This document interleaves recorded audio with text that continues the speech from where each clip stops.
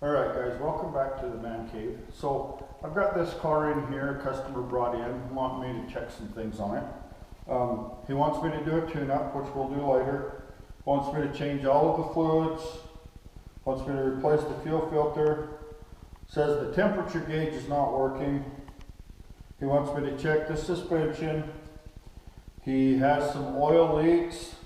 Says that the power steering is noisy. And he has an electrical problem inside of the cab. The radio and the fan do not work. And then he just wants to check the brakes.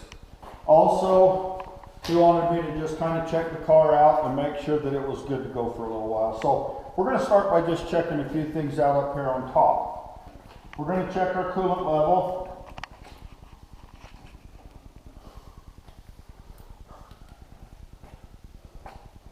And it is at least a half a gallon low. We're going to check our power steering. If I can even get this out of here. They put this up under here where it's really hard to get to. So I don't see anything at all on the dipstick. We put this back in here. We'll check it. So you look, there's not a drop of oil on this dipstick anywhere. And it needs to be up to here. So the power steering's definitely low. I'm gonna check the brake fluid.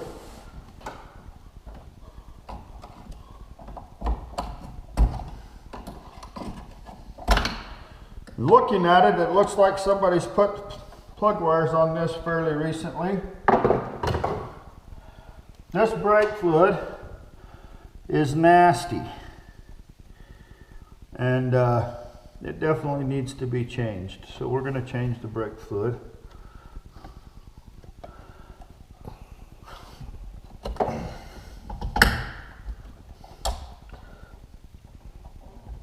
Okay. Now, let's see if I can figure out where the dipstick is at on this engine. Oh, here it is. Okay, so the dipstick, the tube definitely comes out, which means it probably doesn't seal up very well and it's probably leaking. And this is a quart low on oil. And finding where this dipstick goes is going to be a bit of a challenge. In fact, I'm going to set it right here and we're going to find it from underneath. Alright, so now we're going to lift up the car and we're just going to check some things out.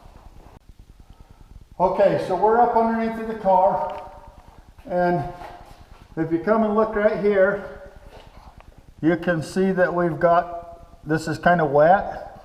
So this is the radiator coming down, and if you remember up on top we had a low radiator, which means that we have a coolant leak somewhere, and it's probably on this side of the radiator.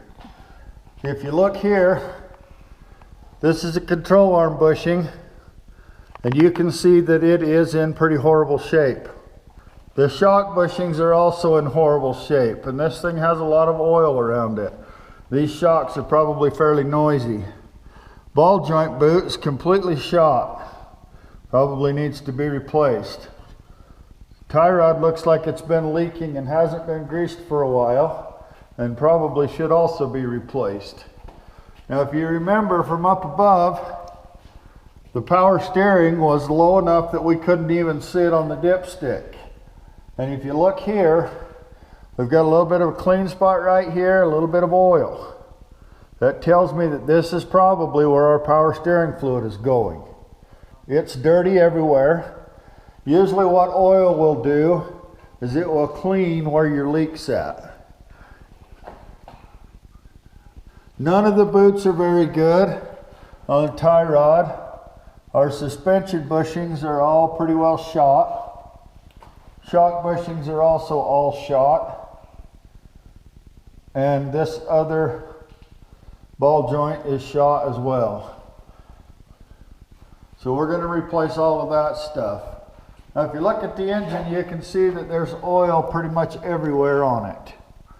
Now, you can, one of the nice things about this car is you can see up in there really well. If you look right back here, you can see pretty good. Right up in here, so this is the valve cover. If you look, you can see that this has definitely been leaking right there.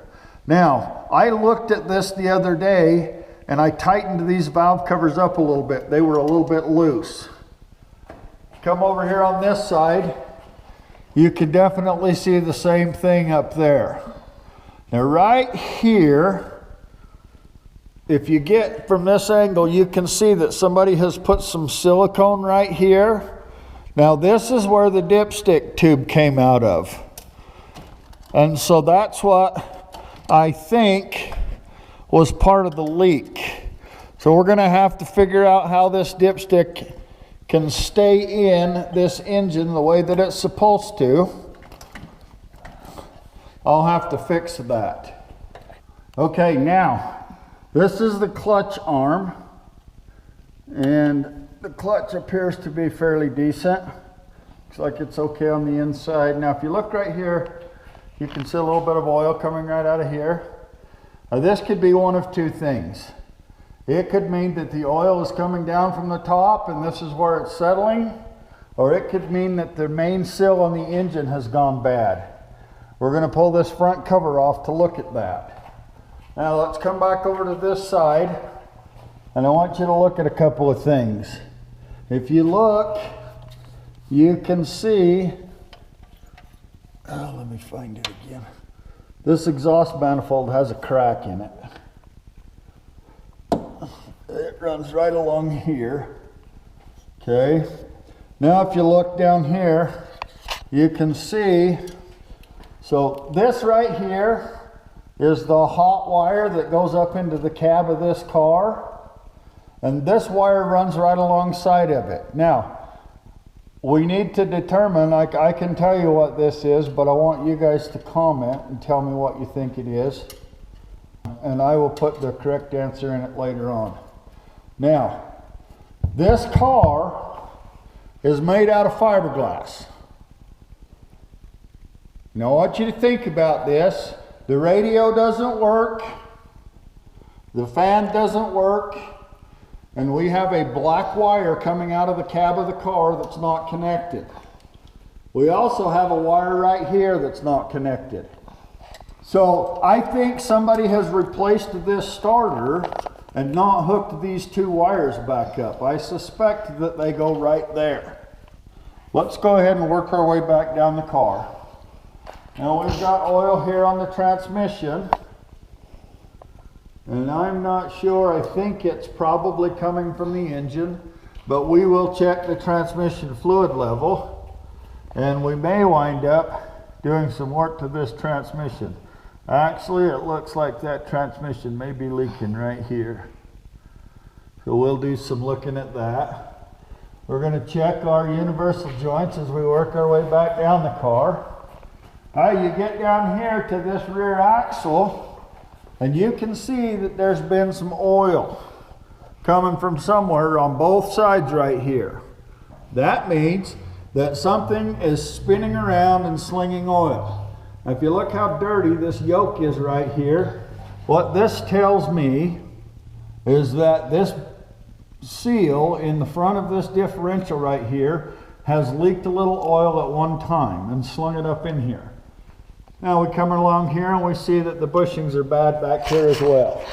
So I'm going to make a recommendation to the owner of this car that we replace all the bushings front and back. I am going to check this differential for fluid level and see if it's low, and if it is, then we need to start talking about possibly replacing this front seal. I'm going to talk to him about this transmission. We might wind up having to pull this transmission out and do some gaskets in it.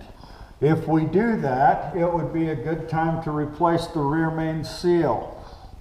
When we do that as well, we're going to work on this steering, and maybe just replace this. So what I'm going to do, I'm going to pull this cover off right here, and I'll bring you guys back in just a minute, and we'll look up in there and we will determine if this has a rear main seal leak or not. And then I'm going to clean this entire car up because I'm not a big fan of working on greasy cars. So I'll bring you guys back and we'll show you that once I get this cover off. Okay, we're going to look up in here. We had to pull the starter out in order to get that plate off. Well, we've pulled that plate off, and if you look up here, you can see the crankshaft right up in here. And you can see that that crankshaft is dry, which tells me that the rear main seal is not leaking on this car.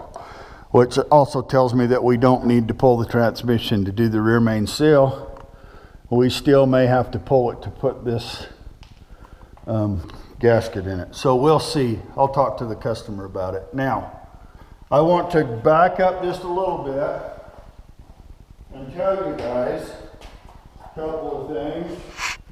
So fiberglass is not a conductor. In fact, this is an insulator, which means that electricity is not going to ground through fiberglass. This is the ground coming out of the dash of that car. And with this laying down here like this, do you think it's going to ground? And electricity can't work without a ground. Okay, so while we're checking things, we're going to check the transmission fluid level on this car. And to do that, we're going to take a 5/8 wrench and remove this plug.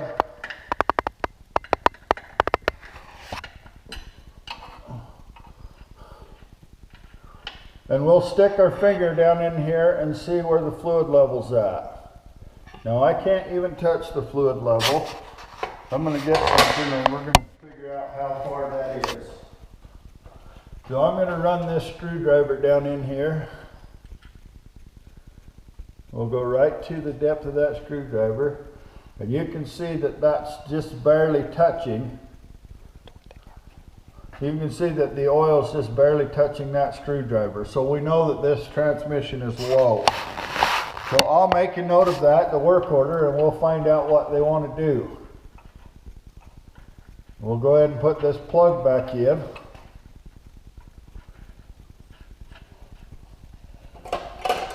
And I'm going to go ahead and tighten it up because I don't want to forget about tightening this up.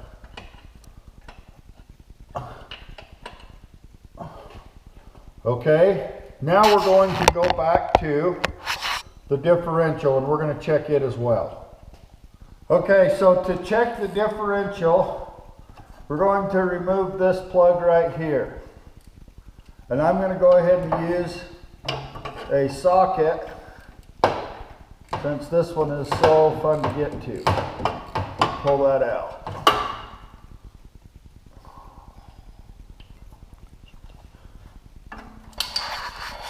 Now we're going to do the same thing. We're going to run our finger in here and check the level. Now if you see, that level is just below the fill hole, which is where it's supposed to be.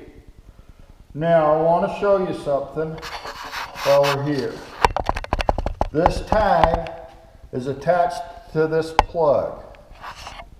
And this tells us that we need to use a limited slip differential fluid if we add fluid to this. So this tag is on here so that we don't add the wrong stuff. We're going to go ahead and put this plug back in.